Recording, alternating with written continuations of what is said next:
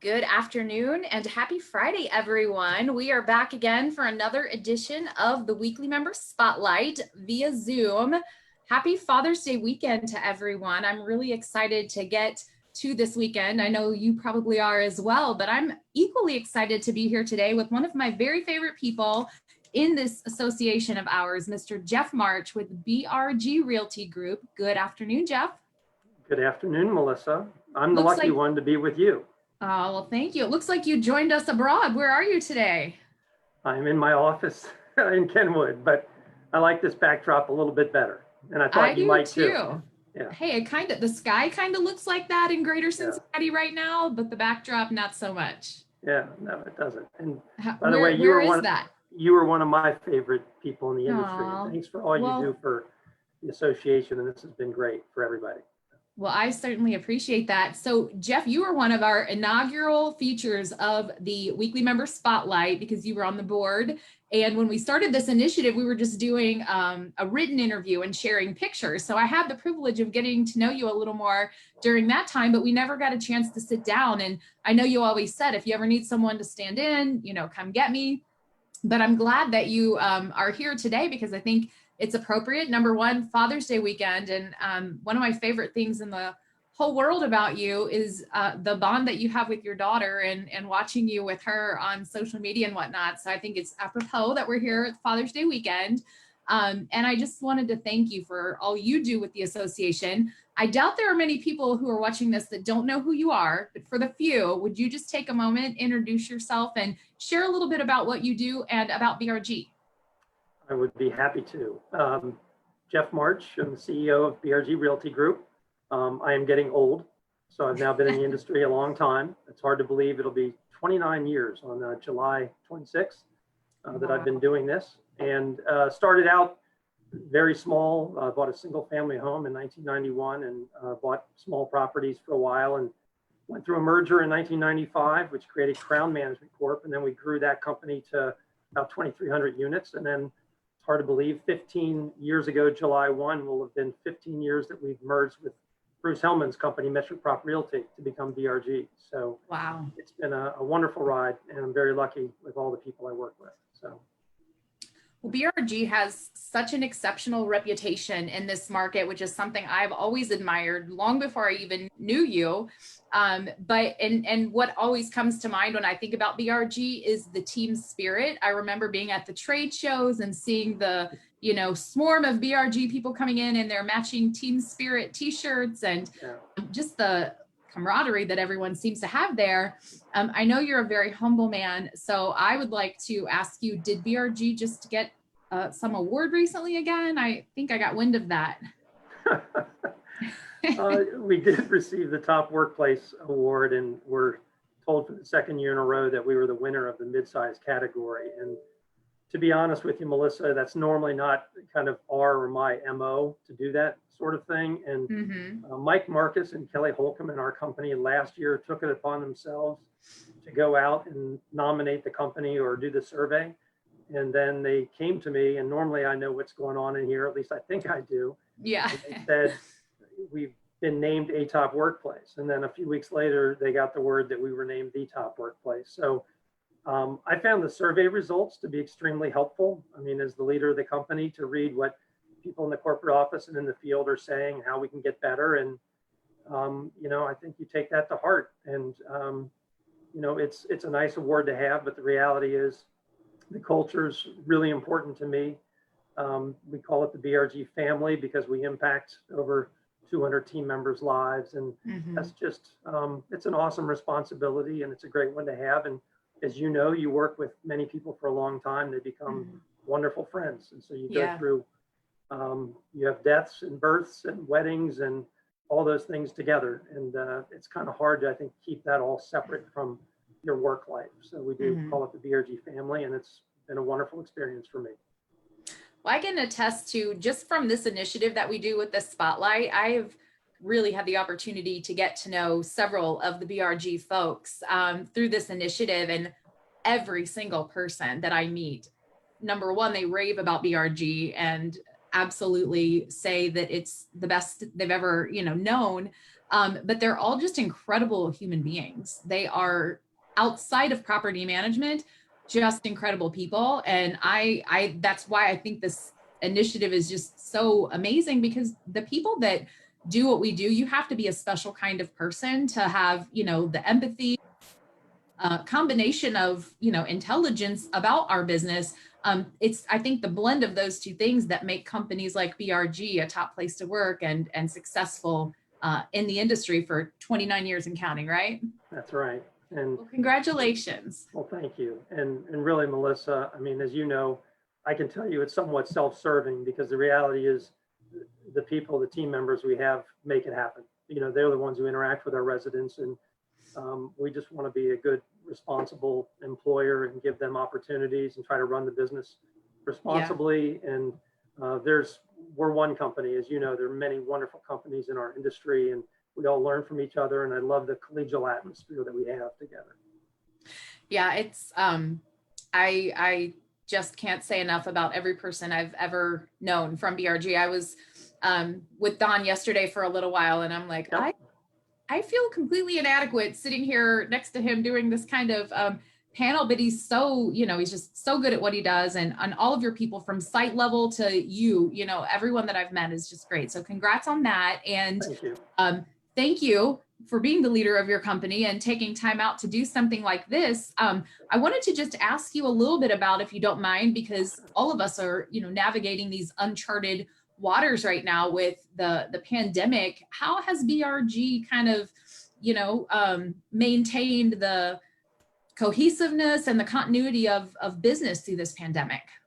Melissa, and this is, during tough times is when you really figure out about yourself and your team members and everybody that you interact with in relationships. And I'm not sure if you know, but I flew back on March 13th from the Advocate conference and wasn't feeling well. And with everything, that was kind of the week that things blew up. Yeah. And we had an emergency meeting on that Saturday morning. And not to bore you, I socially distanced and then quarantined for 2 weeks. Yeah. Fast forward into kind of early mid-April, I took the test, and it appears that I did have COVID-19. Really? And, wow. But in that meeting, we really said, it's really important. There were 3 principal guidelines that we were going to use to guide us throughout the entire crisis. And first and foremost, the safety of our team members and our residents. So as you all have done and everybody else, we've been learning as we go, great information we've had from local sources, state sources, and federal sources, and just trying to put those protocols in place because we kept working. Right. And thankfully, knock on wood, other than me, we've done that. The second principle really was just we wanted to give financial stability and security to our team members. So as boy, moms are my hero. I mean, I can tell you, they've been teaching their kids at home. They don't have childcare. So certain cases we had flexible situations, but we said, look, if you have a medical situation or are in a class that might be endangered, you go home, we're paying you 100%. We don't want anybody worrying during this time period about they're going to get paid or a paycheck or anything like that. And the third, which we know in the industry is a huge issue, is just housing stability.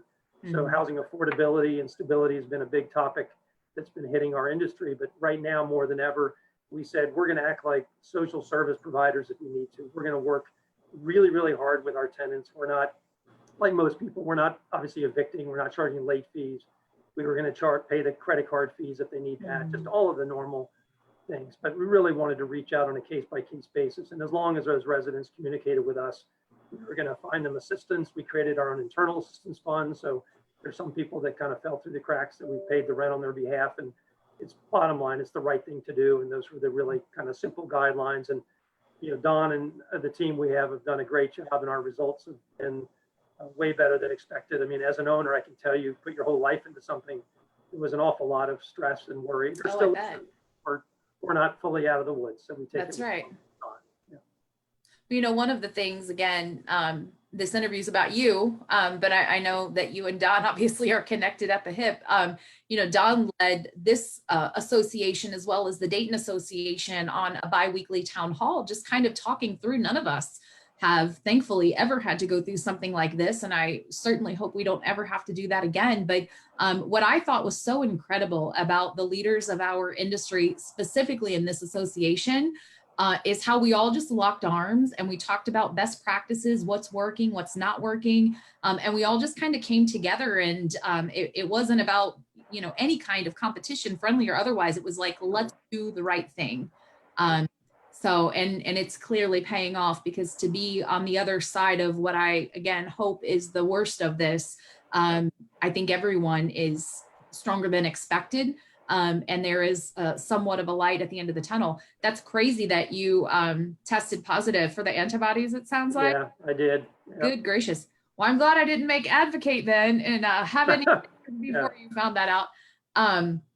It's fascinating. I got really sick in December and I want to go get the antibody test. I know there's no known cases or anything that early on, but there's no explanation. I didn't have either of the flus or strep throat, but they said, you just have a virus, it'll be fine. It was awful. Like, it was absolutely awful. So, you're the first person that I've heard that has had that antibody test that has come back. So I'm going to have to check that out. Strongly encourage it. I think there's probably a lot of people in our population that have had this already, and I'm very fortunate that I had a pretty mild case, and glad to be back at work and healthy, and everybody else being healthy.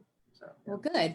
Well, I know you're very, very involved with the GCNKAA and some of our other organizations and committees. Would you mind taking just a couple of moments and talking about your involvement with us? I mean, I've been involved for, as I said, a long time now, and first got involved in the association, I think, is around 1995, 6. So it's been a long time, but I've had multiple opportunities to serve on the board, and was past president back, I think, 2011 or 12, somewhere in there, and served on OAA, and then as our company's grown, got more involved in the National Apartment Association, and have been on the Apartment Association Outreach Board for quite a while, and I love that. I'm the current president of it, and look forward to doing great things. We had an ambitious agenda at the beginning of the year that we're still going to do great things, but it certainly got turned on its head like everything else due to COVID-19. Can you speak a little bit about one of the initiatives that the Apartment Association Outreach program sort of magnified during this pandemic? Well, rent assistance has been huge, and we had last year was a very good year, so we actually had authorized early in the year some additional funds out of balance sheet cash to help, especially rent assistance in the food pantry. So it was kind of prescient that we did that. But then as soon as we got into this, we've had some other companies step up and make very generous contributions. I mean, I think we've had about $33,000 of additional contributions that came through outreach to then go and fund additional rental assistance efforts. And between that and the food pantries through May, I think we've contributed into the community over $90,000. And so, wow, I can tell you at BRG, I mean, we've probably had $40,000 or $50,000 from the Free Store Food Bank alone. Wow. So we made a contribution to them because we felt like they were really paying it forward for our residents, and it's important that we give back. I can like to give a shout out to Ryan Lucky, who really handles a lot of the cases and deals with the testimonials of residents and people in need. And I called him to thank him personally, just because they've done a phenomenal job. And so anybody that's having trouble with their residents, I think Free Store Food Bank, any of our 5 partners, St. Vincent de Paul, they've all been phenomenal to deal with to help people. That makes me so proud to know that we have that organization within our organization. And thank you for your service there. I know Tanya Peterson, every board meeting, it's probably my favorite committee meeting or committee report is hearing what's going on with the outreach program, because it's just so, I often think about being on site. If I could be on site again, kind of, being a mom now and being a grown-up now, it's so hard when you see people who are down on their luck, who try very hard and need some help. It just gives me great pride that we take that as seriously as we do. And I think our events to support the Outreach Association are among the most well-spent time any of us put into this association. If I could make one more comment on that. I mean, obviously, I think most people already know the Night Out for Outreach is not going to happen due to COVID-19. And I'd like to thank Bob Walkie of Town Properties, we're going to pivot to kind of a fundraising committee. And it's really my hope that all the members that are willing and able to do so will step up and help and provide funds. And I certainly hope some of the large companies, as we've weathered this pretty well, will also do the same. The reality is these funds come back to us. I mean, Right. these funds are the right thing to do, and they put our industry in a really positive light. I've really taken away from this crisis, and I think a lot of good can come out of it, not just kind of the kindness and decency of how we treat one another, but I think my partners know that I'm going to advocate that each year we put a pool of funds together, and really between outside rental assistance and even internally, people lose jobs. And I think we're very quick to put, a notice on the door and either work with them to move back home or whatever they do, but they have real life events that occur. And we all know those people who don't communicate, who don't honor up to their obligations, and that's real. That's part of the industry. Right. But I think with the backdrop of housing affordability and all the scrutiny we're facing nationally, we have an opportunity here locally to lead, because our outreach is probably one of the best, if not the best in the country in terms of doing these types of things. And for kind of a secondary market, it's pretty special. So Absolutely. I think we really have an opportunity to kind of change the narrative a little bit, and maybe we'll set that tone starting in Cincinnati, Northern Kentucky.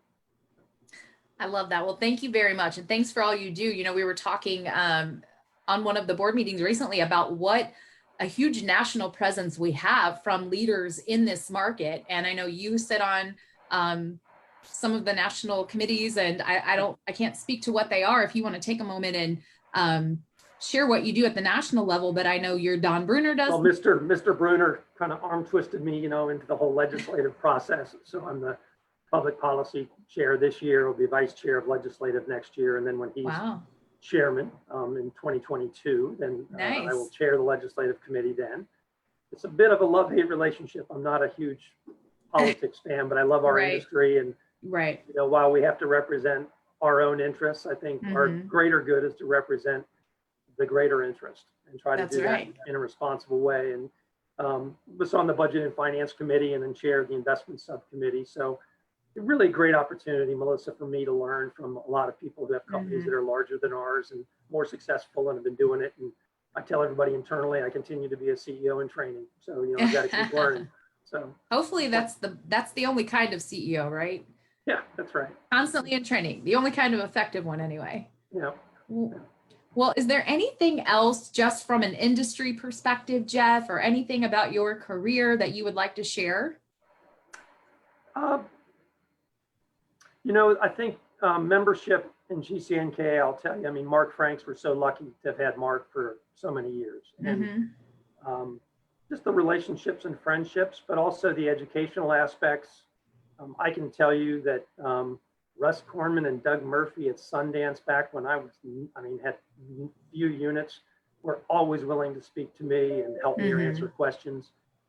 Bob Walkie, Neil Bortz at Town, same way. And so I just think that atmosphere within our association of a lot of local owner operators and people who tend to own for the long term as we do, just a really special environment. And I think the association, it pays off tremendously for us and many, many times over, and the friendships are worth everything. So very, very fortunate.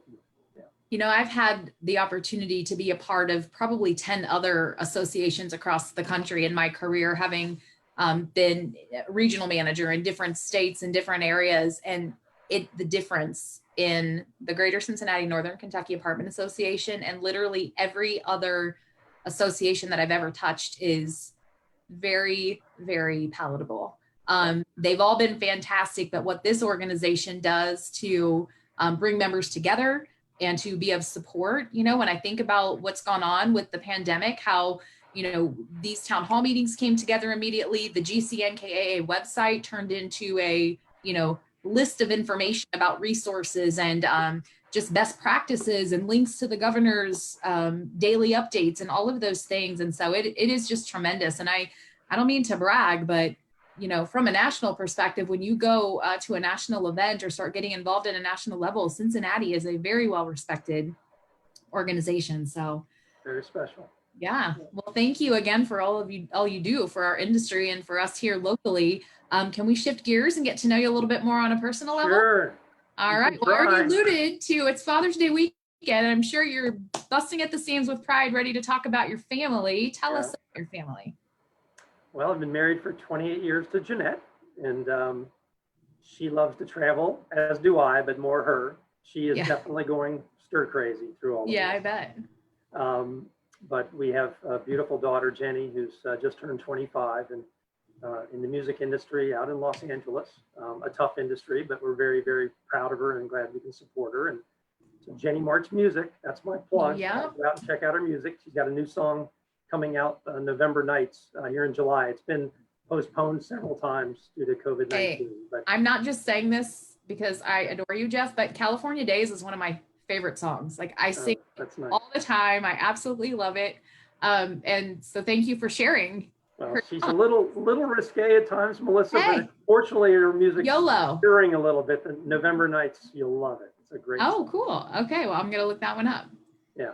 So, and I think I mean, I don't mind sharing. We had a little boy. We went through 4 years of in vitro, and certainly the most challenging thing that we as a family ever went through. And we've thankfully raised a lot of funds in memory of baby John, and he died of SIDS at 68 days, and yeah, would have been 20. So wow. Still miss him, and just thankfully we have Jenny, and those funds have been helping many kids get scholarships to Cincinnati Country Day School, which is where I attended the school growing up. So it's been a nice outcome of a challenging thing, and makes you realize you better live life each day.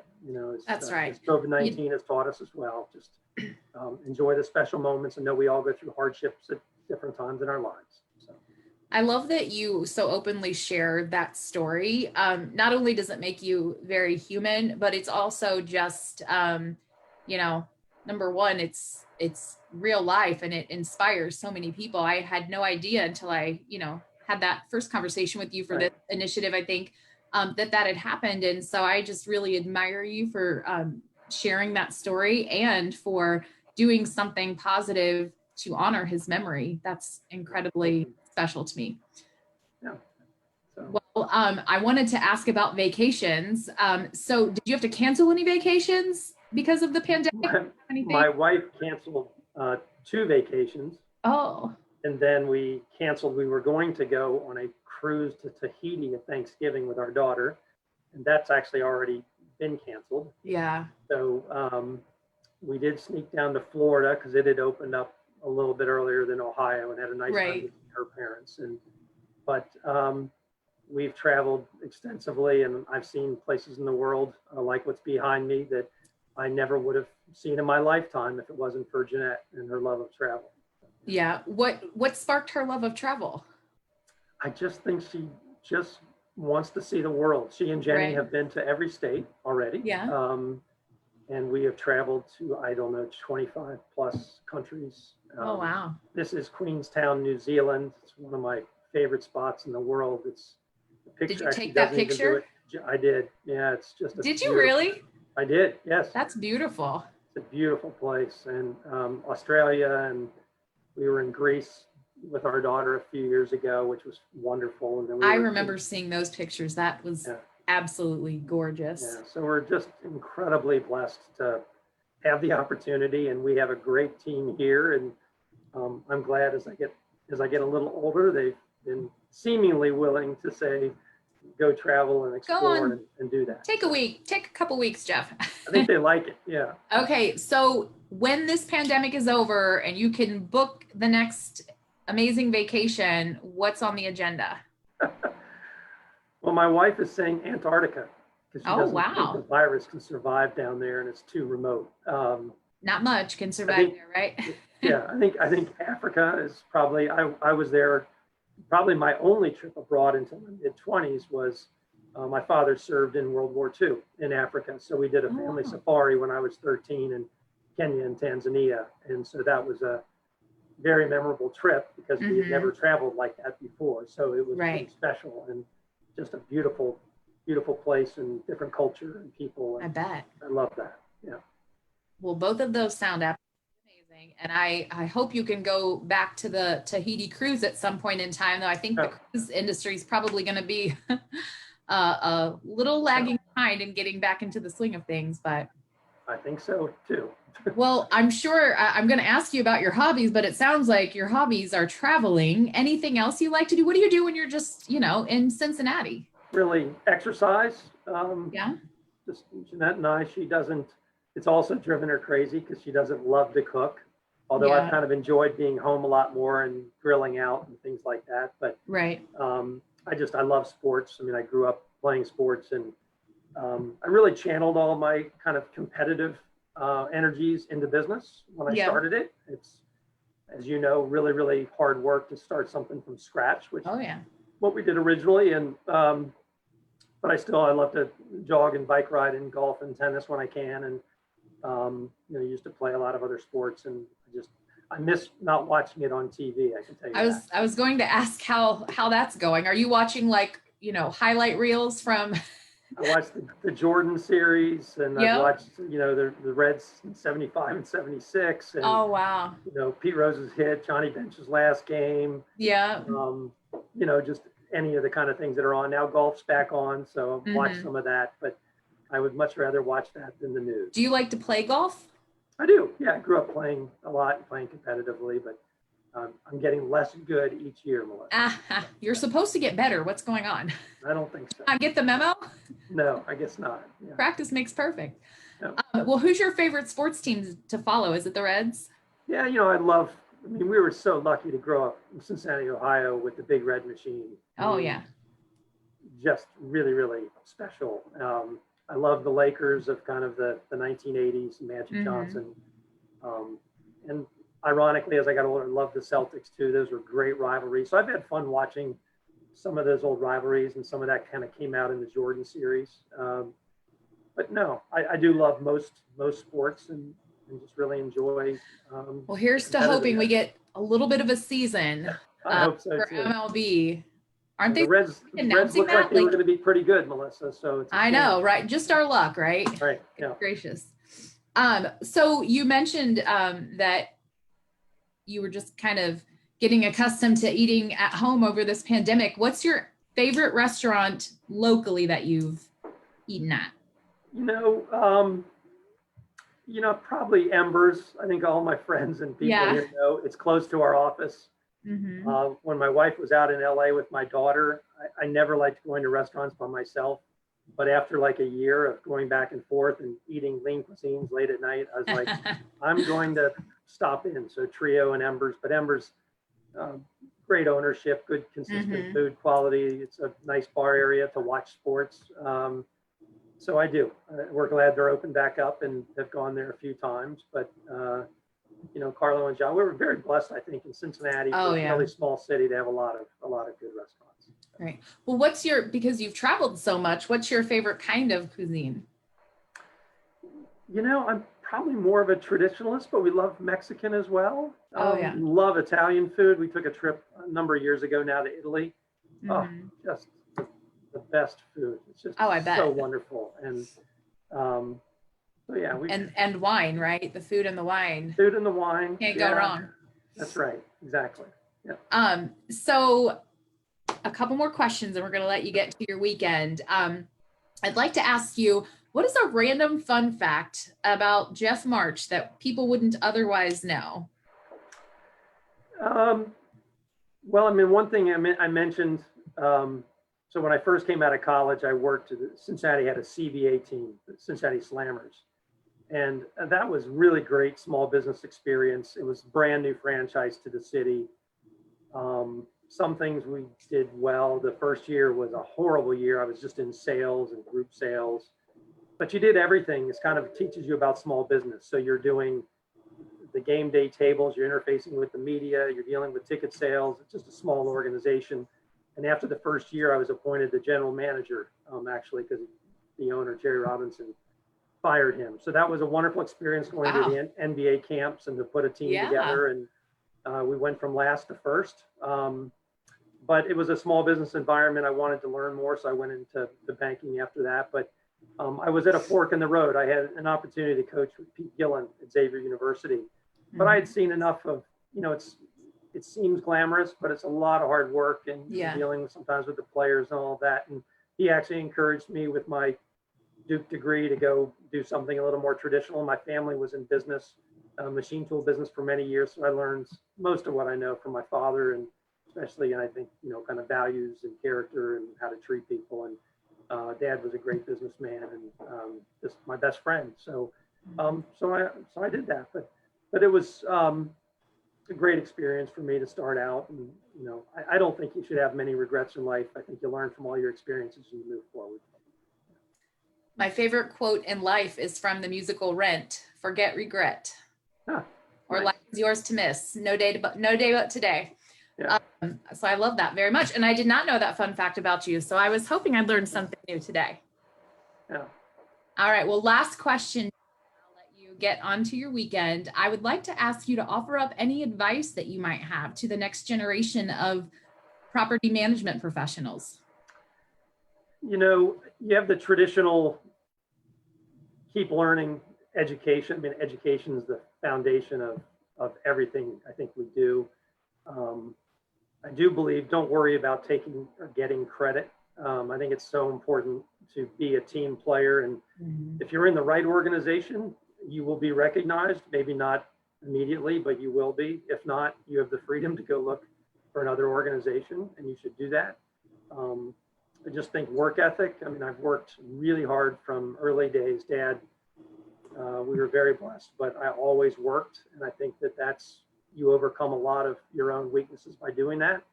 I think having a plan, Melissa, I think on that water behind me, if you had a sailboat, it kind of tacks, but you have a destination. And I think you should always be thinking long-term. Life is a marathon, not a sprint, and continually learn and grow and be thinking about what that destination may be. And you may kind of tack off course, and how do you tack back and get back on course? So I think always having a plan. And then as you go through life, I think it's really understanding yourself. I mean, I think it's so important to know your strengths and weaknesses and realize how do I build on my strengths and how do I manage my weaknesses in a way that allows us as an organization to move forward. And then the other one, really the last thing, and I've tried, my daughter has on a refrigerator, a pyramid I created that I learned many years ago, is you're only as successful as the people around you. So do everything you possibly can to surround yourself with people that are in the top 10% of what they do. And if you can strive to get people in the top 1%, do that, because they will carry you to success in life. It's just, it's not about doing business with friends and all of that. A lot of your great relationships become friendships, but I think it's just, we're no better than those we surround ourselves with. So keep that in mind as you build those relationships. We need to bottle all of that up and give it out to the people of this industry. Very sage advice. Well, thank you again, Jeff. I'm so honored to have the opportunity to sit down with you and get to know you a little bit more. Again, I just admire you, all that you do for our organization and the company that you run. Some of your folks are some of my very good friends and mentors, and I appreciate just every ounce of the culture that you proliferate there. So happy Father's Day to you. I hope you're able to celebrate and enjoy this beautiful weekend. And we'll see you. One question for you. Uh-oh. When is your member spotlight? My member spotlight? Yeah. Well, we're kind of like saving, if there is a snafu, a cancellation, Carrie Riley is going to interview me if that's the absolute last resort. I feel like I talk so much anyway. I've probably answered all the questions. We could thread them together from the interviews, but unless you'd like to interview me, if anybody would like to volunteer, I would gladly get on the schedule. I would be happy to, but we need to do a spotlight because you are one of the finest people in the industry, and thank you. Everything you do, and hope you have a great weekend. And you know what, my only regret, I have one regret because you said that, is that I didn't embrace this opportunity sooner. I didn't take my involvement with the association and the networking piece of it, mostly because I was just out of town and traveling here and there. And certainly before I had my son, I was the go-to person I was on the West Coast and on the East Coast and everything in between as a portfolio at some point in time. And when I really, like 5 years ago or so, just embraced this, I'm like, how have I been missing out on all of these wonderful friendships and partnerships and whatnot? So thank you for saying that. And I really just love this industry and love this association, and appreciate people like you setting the standard as high as it is. Thank you for everything. Have a great weekend. Well, everyone, Yeah. Thank you. Have a great weekend. Happy Father's Day weekend to you all. And we'll see you again next week. And in the meantime, we're going to be sharing this post live and with another post. Jeff, I probably won't post the pictures again, but if you have anything you want us to put out there on Facebook, say the word. Okay, you got it. Thanks, everyone. Bye-bye. Thanks, Melissa.